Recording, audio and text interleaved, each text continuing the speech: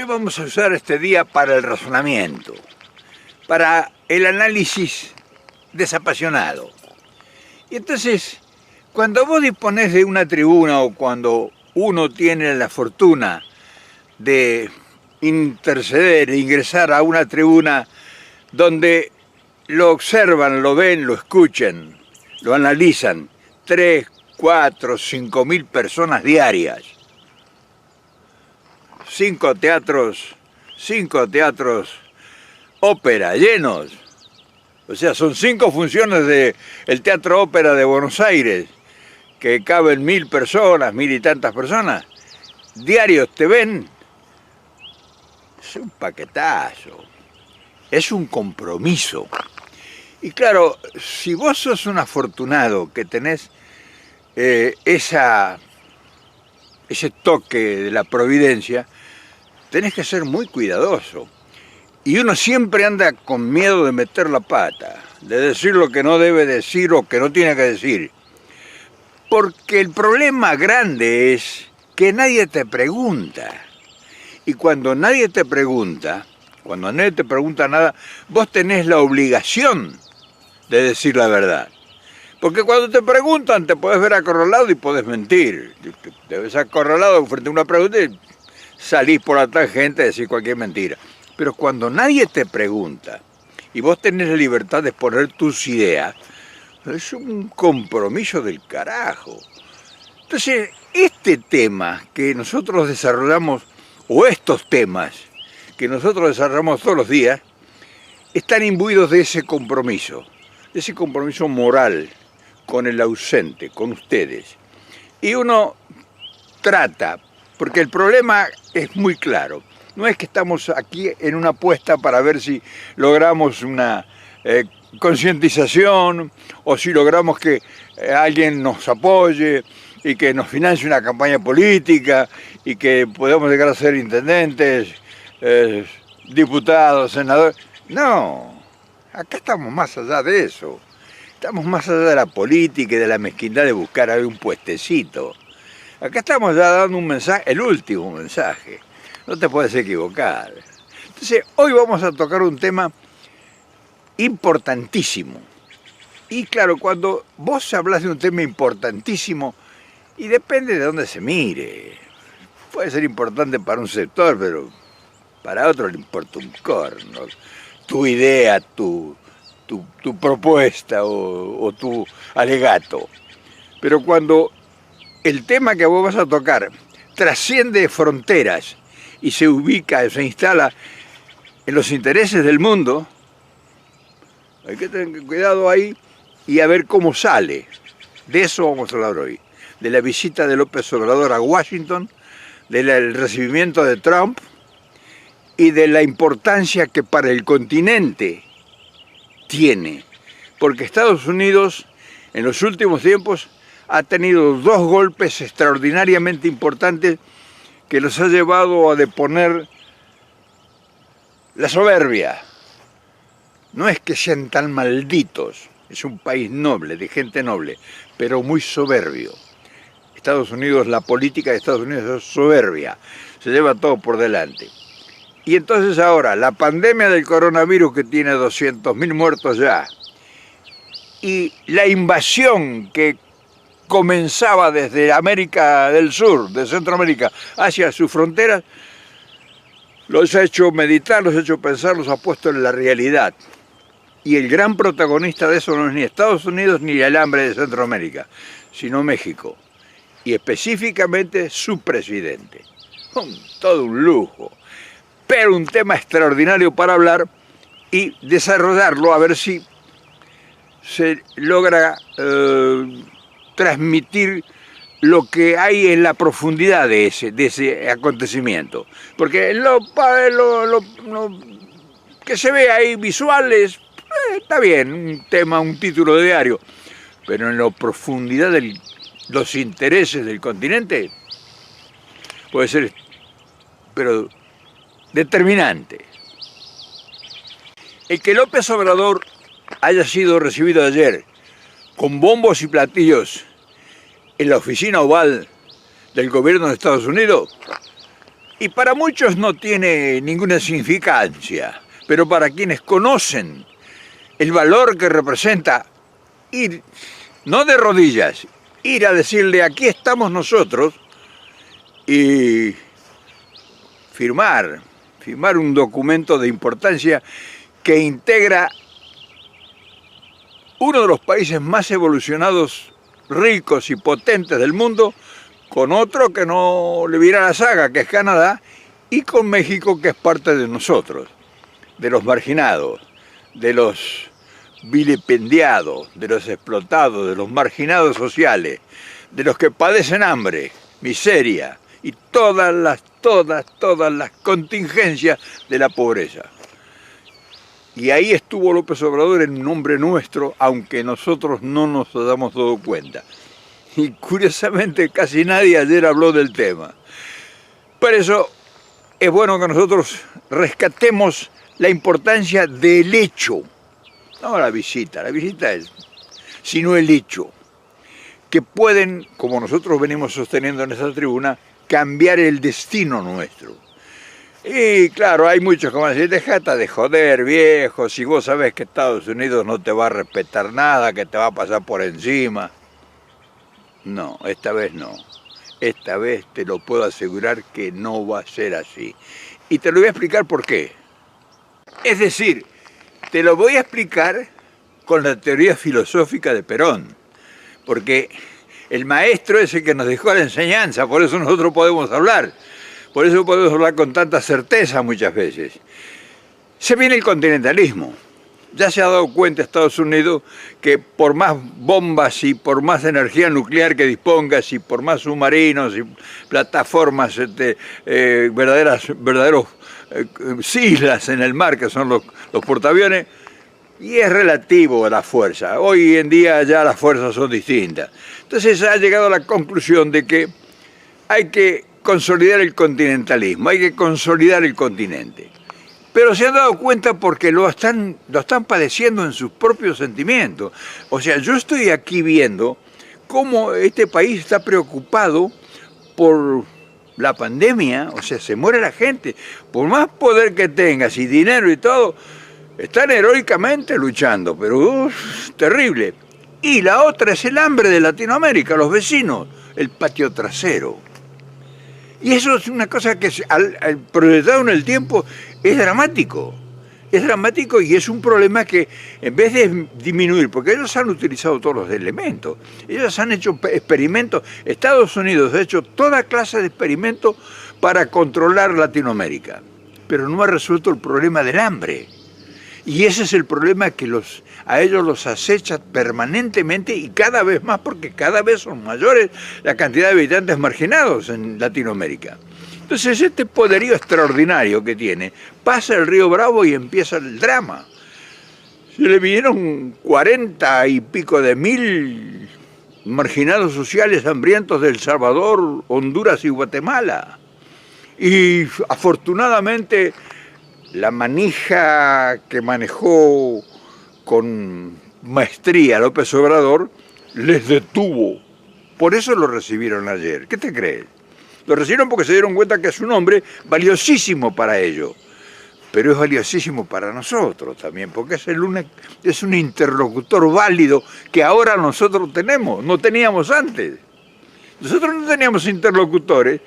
Por más que peregrinábamos hablando de los problemas, no nos daban bola, pero cuando los hechos, por eso siempre te digo yo, los hechos son los que responden por tus afirmaciones, por lo que sean tus verdades o tus mentiras, los hechos. Entonces, López Obrador detuvo esa marea humana que avanzaba con hambre y que no nos iban a matar a todos. Pues imagínate 50, 60, 70 mil personas avanzando a través de todo México imparables, lo iban a detener las fronteras para nada. Sin embargo, la maestría de López Obrador, como te digo, los detuvo. Y le sirvió como argumento para convencer a esta gente, a estos de aquí, donde yo estoy ahora, de que había que ocuparse de la pobreza. Y logró de inmediato financiamiento para generar movimientos sociales y de protección en Guatemala, en Honduras y en Salvador. Y ya está operando esa ayuda y esa contención, pero asimismo desarrollar la parte sur de México para captar la gente que pasaba y darle trabajo ahí. Logró el milagro. López Obrador logró el milagro. Por eso ayer lo recibió Trump como un héroe. Porque es un héroe para nosotros.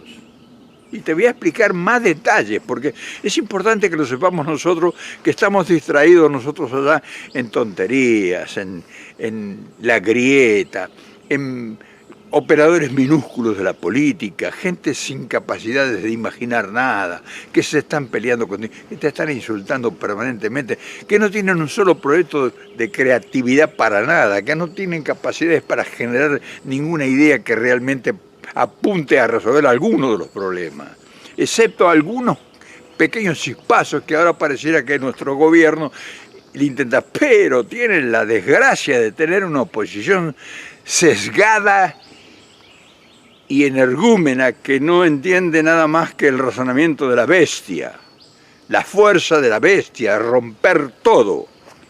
Y es difícil esa situación. Fíjate vos que nosotros hemos venido peregrinando en el desierto acá, en esta tribuna, tratando de hacer entender que la única salida que nos queda no es la revolución social, es la negociación. Pero cuando hablo de negociación, cuando nosotros hablamos de negociación, no hablamos de la negociación esa con poderes rimbombantes y alfombras rojas, no, este tipo de negociación, de hacer trascender la idea, porque la única negociación posible es cuando la idea toma cuerpo. Por ejemplo, cuando se produce el avance sobre México, de toda Latinoamérica, de toda Centroamérica. Y salieron alfombras rojas, no. Salió el gobierno de México primero a contener, a conversar con la gente esa que venía. ¿Cuál era el problema? Mandó López Obrador a conversar con los gobiernos.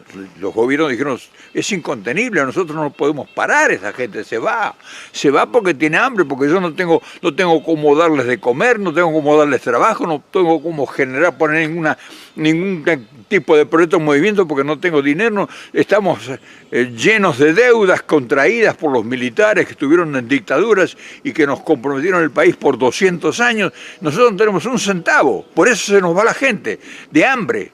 Y acá se ha producido una eclosión en la delincuencia, el delito, en fin, no se puede salir a la calle porque hay hambre y hay miseria y ahí entonces crece la delincuencia, el narcotráfico y todo. Por eso no podemos contenerlo. Entonces cuando López Obrador manda a su gente y ve eso, regresa. Cuando el gobierno de México recaba esa información, da vuelta la cara y se presenta con Marcelo Ebrard, el ministro de Relaciones Exteriores, que es un profesional, y empieza a hablar con los americanos. Y le dice, escuche una cosa, se olvida México del agravio. Hasta ese momento, fíjense qué cosa curiosa, porque es bueno saberlo. Posiblemente la gente de ustedes, la gente de Argentina, de Sudamérica, no lo sabe. México estaba siendo agredido, decía Trump, públicamente. Los delincuentes son mexicanos, con narcotraficantes, ladrones, sinvergüenzas, o sea, los estaba insultando abiertamente. Les voy a hacer un muro, no quiero verlos más a México, matan a los hijos, se matan entre ellos, se violan a las mujeres. Y entonces, ¿cómo hubiera reaccionado otra persona que no fuera el presidente de México? Enconado. Sin embargo, utilizó la inteligencia. Dio vuelta y le dijo, señores, ustedes tienen un problema que nosotros desde México se lo podemos resolver. Y empezó a venir el cardumen de Centroamérica. Y avanzaba y no se podía detener. Y esta gente paró todo. Y entonces López Obrador siguió negociando con sus mensajes, mandando mensajes de conciliación, no haciéndose eco del insulto, del agravio, muy hábilmente. Esto lo tiene que saber la gente. Y fue transformando ese encono, esa agresión del presidente Trump contra México en lo que ayer vimos. recibirlo con flores. Eso es negociar, eso es inteligencia en política.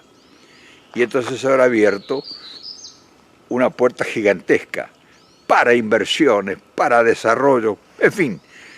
Es ilimitado lo que ahora con Canadá y Estados Unidos, México, va a prosperar y va a desarrollarse México, porque está él haciendo sus proyectos y desarrollando sus planes de infraestructura, aeropuertos, el tren del Pacífico al Atlántico que va a reemplazar el canal seco de Panamá, y además una destilería y transformando México. Es Perón en el gobierno. Nosotros que sabemos lo que es realizaciones, construcciones, nosotros sabemos eso. Aquí es cuando viene lo que pudiera ser un pequeño, un modesto aporte de nuestra parte. O sea, nosotros hemos participado, hemos observado in situ los cambios que se lograron en un proceso de menos de un año de negociaciones, de accionar, de poner... No, porque hay dos posiciones que siempre lo he venido repitiendo y claro, la repetición a veces si no está bien explicada no conlleva la enseñanza. Nosotros tenemos la costumbre de pasar la gorra, de ir a mendigar. Por ejemplo, ahora todo el movimiento internacional que está en Argentina es para negociar su deuda externa. Eso es todo lo que está haciendo el gobierno y todo lo que vienen haciendo los gobiernos los últimos años. Negociar la deuda externa. A ver cómo podemos nosotros pasar la gorra y que le pongan algo en la gorra. O sea, a ver cómo podemos pagar, en fin, las mismas de siempre. Pero no estamos proponiendo nada. Y nosotros hablamos en este espacio, en esta tribuna, de propuestas, que es lo que México hizo, por eso cambió. Imagínense que México, cuando Trump los insultó a todos y le dijo, le voy a construir un muro y todo eso, se hubiera enganchado en eso. Y hubiera convocado a su pueblo a una rebelión contra Estados Unidos. ¿Cómo estaría ahora el mundo? ¿Cómo estaría ahora todo esto? Entonces se dan cuenta que la negociación es el accionar inteligente de estos tiempos. Porque estos tiempos son tiempos de negociación, porque ya las fuerzas han sido superadas por las necesidades. Te repito, las fuerzas que eran intocables han sido superadas por las necesidades de los pueblos, que son millones. Entonces, si se siguiese y acompañase una propuesta como la de López Obrador, que habría que ver y acercarse a este hombre para que nos introduzca, nos ayude, nos sugiera ideas, capacite a nuestros funcionarios. O sea, hay que acercarse a México, porque hay muestras evidentes de que son hechos los que hace México, que son hechos ganadores. Lluvia de inversiones, ahí están las lluvias de inversiones. Él lo prometió, lluvia de inversiones. Él proyectó desterrar la corrupción en México. Nos dijo, van a venir lluvia de inversiones, nos dijo. El gran problema, el gran drama de nuestro país es la corrupción. Y apuntó a eso. Y era prácticamente imposible. Este país, ese México, estaba realmente tomado en manos de la delincuencia, pero no de la delincuencia solamente del narcotraficante, la delincuencia de cuello blanco. Habían entregado el patrimonio de México y se permitía robar, robaban miles, millones de litros de nafta de los gasoductos, de los oleoductos, y se consideraba una pérdida del Estado y se descontaba como gasto público. O sea, no se podía combatir eso, lo que llamaban y le llaman el huachicoleo. Por todo eso, la sucesión de actitudes de la conducción de López Obrador es la que ha producido los resultados. No solamente en el campo internacional, que ayer se vio con evidencia, sino en lo interno. El respeto, porque sin combatir, que está combatiendo todos los males endebles de un país que estaba acosado por todo lo que fuera de la ley. Entonces ahora, nosotros que estamos en el fin del mundo, que estamos prácticamente, si lo vemos y preguntamos a los políticos, estamos acorralados, somos las víctimas de un mal infernal que nos castiga, que se burla, que nos explota, que nos esclaviza, y que no hay una sola visión para salir de esa trampa, y que la única que nos ha quedado es saber cómo negociamos con los fondos, a ver cómo nos tienen piedad para perdonarnos la deuda, y no hay una decisión firme del gobierno para decir esto es así. O sea, en este momento se necesita firmeza, no se necesita blandura, firmeza para decir nosotros no estamos en condiciones de poder cumplir nada que firmemos y nos comprometamos. Esto tiene que ser así y sostenerse, y que el pueblo entienda. Pero para que el pueblo entienda hay que mandarle el mensaje al pueblo, para que el pueblo entienda de qué se trata. No podemos pagar porque no vamos a pagar con el hambre, pero eso hay que explicarlo bien. Y explicarlo bien significa no hacer como el maestro Ciruela, con un pizarrón y un puntero, sino explicarlo bien significa primero convocar a los que saben. Hay mucha gente en la Argentina que sabe, hay mucha gente que está en la boludez, pensando revoluciones, y pensando tomar el gobierno, y pensando desestabilizar el gobierno, y pensando hacer marchas, y volteretas, banderazos y estupideces. Hay muchísimas, incluso de los nuestros. Y hay otros que tienen, o tenemos, la lucidez mental para decir, mira, eso está mal, eso no sirve, habría que hacer esto o escuchar a estos o observar cómo está procediendo este o tal cual o el otro país o el otro dirigente. Porque es cuestión de inteligencia. Nos ha sobrepasado la realidad a todos en el mundo en este momento. Esta pandemia nos ha igualado, entonces tenemos que aprovecharla. No hacer lo que están haciendo muchos, que van a ver cómo hacen, cambian el gobierno, cambian un ministro. No, eso es. Hay que ingresar al espacio del gobierno y decirle, mira, esto no funciona por esto, esto y esto, demostrarle y acercarle ideas para que esta gente de una vez termine por convencerse que requiere de gente especialista, que hay en el país muchísimos muy esclarecidos y otros que están mucho más esclarecidos que los esclarecidos. Entonces es una lástima perder esa oportunidad, sobre todo cuando uno ve alrededor que está todo regalado para empezar a hacer cosas distintas, todas las que se hayan hecho y las que ahora se pretenden hacer. Esa es la diferencia. En cambio, si por el contrario seguimos enganchándonos en lo que dice Majul, en lo que dice Leuco, en lo que dice La Nata, en lo que dice Morales Solá, en fin, en lo que dicen todos esos pobres diablos, que están haciendo un trabajo sucio para ensuciarse más ellos mismos y no ayudar a nadie para nada, ni aportar ninguna idea, de crímenes, de estupideces, de novelas que se inventan, de cosas que contradicciones, de juicios, de jueces, fiscales, en fin, es una maraña de mediocres. Si nosotros no arrancamos como pueblo de esa inmundicia que conforman el Poder Judicial y todos sus jueces y fiscales, la prensa corrupta, estúpida y mediocre y decadente que tiene la conducción de las ideas de los argentinos, si nosotros no salimos de ese pozo de mierda, y nosotros no vamos a ver nunca nada de lo que está pasando en el mundo, ni vamos a aprender cómo hay que hacer, ni siquiera vamos a hacernos oír si tengamos alguna idea o verdad. ¿Te das cuenta la diferencia? Imagínate vos que López Obrador, cuando Trump lo insultaba e insultaba a todos los mexicanos, lo hubiera seguido a los periodistas que lo hubieran apoyado. ¿Te das cuenta de la diferencia?